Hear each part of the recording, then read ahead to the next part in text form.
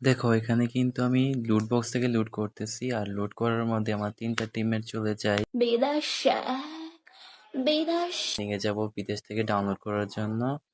এখন বিদেশ থেকে ডাউনলোড করে এদেরকে বার মোডে মেপে নিই। আমি এখন চলে এসেছি বক্স ওপেন করার জন্য। এখান থেকে আমি ফার্স্টলি বক্স ওপেন করবো, আর এখান থেকে বক্স ওপেন করে মোটামুটি ভালো লুট পেলাম। আসসালামু আলাইকুম গাইস, সবাই কেমন আছো? আশা করছি আল্লাহর রহমতে অনেক বেশি ভালো আছো। তো তোমাদের দোয়া এবং ভালোবাসা আল্লাহর রহমতে আমি অনেক বেশি ভালো আছি। তো আজকের একটি নতুন জুনপোষে ভিডিও নিয়ে চলে আসলাম। তো তোমরা সবাই ভিডিও টাইটেল এবং থাম্বনেল দেখে নিশ্চয়ই বুঝতে পারছো, এবং বাকি টাইম গেমে এনজয় করতে থাকো। তো দেখো এখানে আমি কিন্তু জুনপোষ করার জন্য গ্রেভিয়েটে নেমে যাই। তারপর এখান থেকে আমি জুনপোষ করার জন্য প্রথমে একটি গাড়ি খুঁজে নেব। তো বাইক নেওয়ার পর সামনে আরও 500 টোকেন ছিল, ওই টোকেন নেওয়ার পর সোজা চলে যাব ব্লু শেয়ারে থাকা সকল টোকেন কালেক্ট করার জন্য। তো এখানে আরেকটা সুপার মেডি ছিল, ওইটা কালেক্ট করে নিলাম। আরও সামনে আরও 200 টোকেন ছিল, ওইটাও নিলাম। তো পেন্ডিংয়ের সামনে 200 টোকেন। তো এই টোকেনটি নিয়ে সোজা চলে যাব শিপইয়ার্ডে। শিপইয়ার্ডে আসার পর শিপইয়ার্ডে যতগুলো টোকেন ছিল সব টোকেন আমি এখন ধীরস্থিরে কালেক্ট করব। আর এখানে কিন্তু আমার গাড়িটা একটু বেজে যায়, তারপর আমি গাড়িটা ছুটিয়ে সামনে এখন নিচে চলে যাবো, কারণ নিচে আমি আরও টোকেন পাবো। তো সামনে দেখা যাচ্ছে এটা সুপার মেডি, তার জন্য আমি গাড়ি থেকে নেমে সুপার মেডিটা নিলাম। তো সুপার মেডি নেওয়ার পরে কিন্তু এখান থেকে একটি গুপ্তধনের বক্স পাই, এবং ওই গুপ্তধনের বক্সটির সাথে সাথে আমি খুলে ফেলি। খোলার পর এখান থেকে কিন্তু আমি 3টা সুপার মেডি পাই আর 6টা নর্মাল মেডি। আর গুলির এমও কিন্তু আমি নেইনি। আর এখানে নিচে 200 টোকেন ছিল, আর উপরে 200 টোকেন রয়েছে, ওই 200 টোকেন কালেক্ট করব। আর সামনে কিন্তু আমার সামনে আরও 200 টোকেন রয়েছে, ওই টোকেনটা নিব। নেওয়ার পর এখান থেকে কিন্তু আমি হালকা পাতলা লুট করবো, কারণ লুট করলে কিন্তু অনেক সময় এনিমি কিন্তু গাড়ি ফাটিয়ে দেয়। গাড়ি ফাটিয়ে দেওয়ার পর যদি হাতে একটা গান থাকে তাহলে কিন্তু এনিমিকে একটু কষ্ট করে হলেও নক করে দেওয়া যায়। তো মিলের নিচে থাকা সকল টোকেন আমি এখন দেখতে দেখতে কালেক্ট করে ফেলবো। এখানে একটি 1 লেভেলের বক্স ছিল, ওই বক্সটি ওপেন করে এখান থেকে মোটামুটি লুট করে এখন চলে যাব সোজা ওই মিলের সামনের দিকে। কিন্তু মানে নিচের সাইডে কিন্তু অনেকগুলো টোকেন থাকে, ওই সকল টোকেন কালেক্ট করে চলে যাব ক্যাপটাউনের দিকে। ক্যাপটাউনে কিন্তু আরও টোকেন রয়েছে, কারণ ক্যাপটাউনের দিকে কিন্তু আমি টোকেন কালেক্ট করতে যাইনি।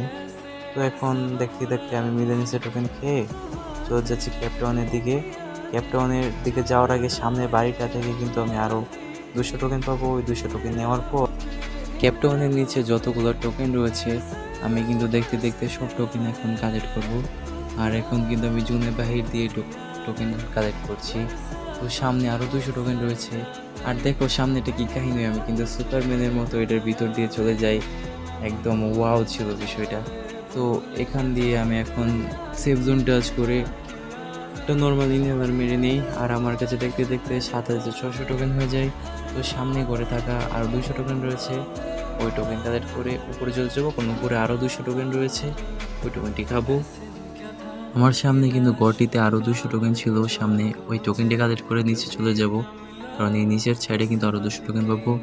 তো মোটমাট আমার কাছে কিন্তু 8000 টোকেন হয়ে গেল, 8800। আর এখানে কিন্তু প্রায় 2-3টা এনিমি নেমেছে, তার জন্য এখানে আমি আর বক্স ওপেন করব না, আর বক্স ওপেন করবো আরও পরে। তো টিমমেট কিন্তু আমাকে ডাকছে টোকেন নেওয়ার জন্য, এখন আমি ওদের কাছ থেকে টোকেন নেওয়ার জন্য যাব। আর সামনে টাওয়ারের সামনে আরও 200 টোকেন ছিল, যখন টোকেন কালেক্ট করে আমি আরও টোকেন কালেক্ট করব। এই জন্য আমি চলে যাব জুনের ভিতরে, কারণ সামনের ঘরটিতে আরও 200 টোকেন রয়েছে। তো দেখো আমি কিন্তু এখন নিচে যাব, নিচে যাওয়ার পর এখান থেকে আরও টোকেন কালেক্ট করব।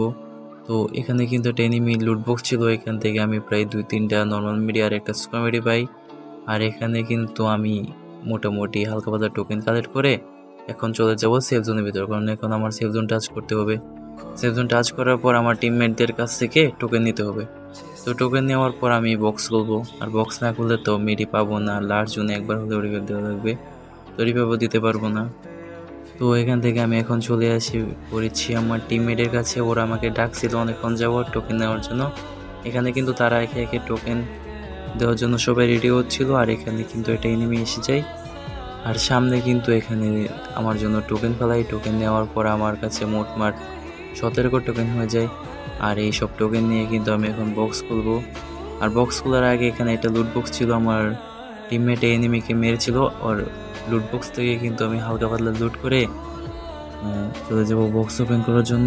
বক্স ওপেন করার আগে আমার টিমমেট দুটাকে কিন্তু আমার 3টাই মরে গেছে, তো 3টাকে আমি আপলোড দিতে যাব।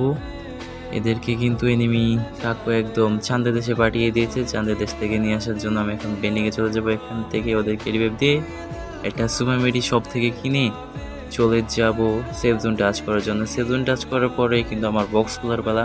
তো বক্স না খুললে তো বুঝতে পারছো, টোকেন এতগুলো টোকেন, যদি বক্স না খুলি মেডি বের করবো কীভাবে। আর গেরিনা কিন্তু এই ম্যাচে আমার সাথে অনেক বড় একটা বেইমানি করলো, আমার সাথে না সব প্লেয়ারের সাথে। দেখো এখানে কিন্তু লাস্ট জোন মিলে ফেলাইছে, তো আমি এখানে গাড়ি ডাকবো কই বা টিমমেটদের রিভাইভ দিব কই। তো গাড়ি কোনোরকমে বাঁচিয়ে রাখলাম, রাখার পর এখানে আমি রিস্ক নিয়ে চলে এসে পড়ি বক্স ওপেন করার জন্য। এখানে কিন্তু আমি খুব ফাস্টলি বক্স ওপেন করছি। তো ফাস্টলি বক্স ওপেন করার কারণে কিন্তু এটা বোকামি হয়, আর এখানে আমি খুব কম সংখ্যক সুপার মেডি পাই। মোটামুটি 15টার মতো সুপার মেডি পেয়েছিলাম এখান থেকে। দেখো কি ফাস্ট বক্স ওপেন করছি আমি। তো বক্স ওপেন করার পর দেখো লাস্ট জুন শুরু হয়ে যাবে আর কিছুক্ষণ পর। এখন যদি জুন টাচ না করি তাহলে কিন্তু দেখা যাবে একটু পরে প্রচুর হেলথ কাটবে। আর জুনে আসার পর কিন্তু 2টা টিমমেট নক হয়ে গেছে, নক হয়ে ফিনিশ হয়ে গেছে, আমাকে বলতেছে যে রিভাইভ করার জন্য। তো আমি আর ভিতরে যাইনি, কারণ ভিতরে বেন্ডিং ছিল। এখন যদি ওইখানে আমি রিভাইভ দিতে যাই তাহলে কিন্তু আমি নক হয়ে যাবো আর এখানে টিম ওয়াইপ আউট হয়ে যাবে।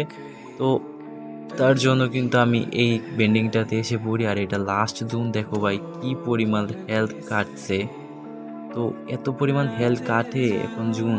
তো আমি একটা লাস্ট সুপার মেরে এদেরকে রিভাইভ দিয়ে দিব। আর এখানে কিন্তু রিভাইভ দেওয়ার পর কিন্তু আমি নক হয়ে যাই, আমি আর সুপার মেডি মারতে পারি না। তো দেখো এখানে কি পরিমাণ হেলথ কাটছে। আর এই জুনে কিন্তু টিকে থাকা খুব কষ্ট।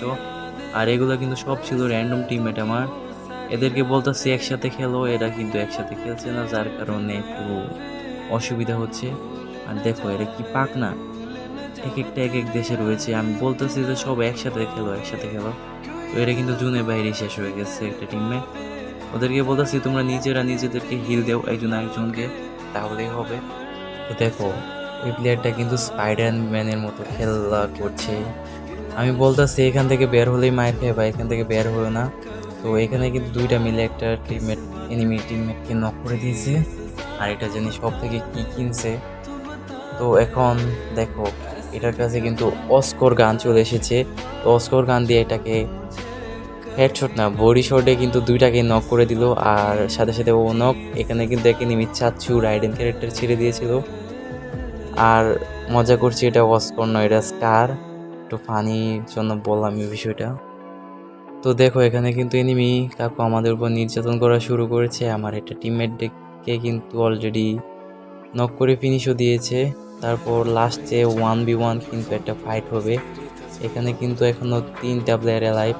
আর আমার টিমমেটের উপর তো নির্যাতন আছেই, কত কিছু দিয়ে যে নির্যাতন করতেছে। আমি বলতেছি যে এই মনস্টার ট্রাকটা ফাটাও যেভাবে হোক। আর এটা লাস্ট জুন, একদম জুন ছোট হয়ে যাবে। আর এনিমিটাও কিন্তু অনেক চালাক ছিল, দেখো ও কিন্তু লুকিয়ে আছে। আমি বলছি তুমি আগে রাশ দিবা না, এনিমি রাশ দিলে তুমি রাশ দিবা।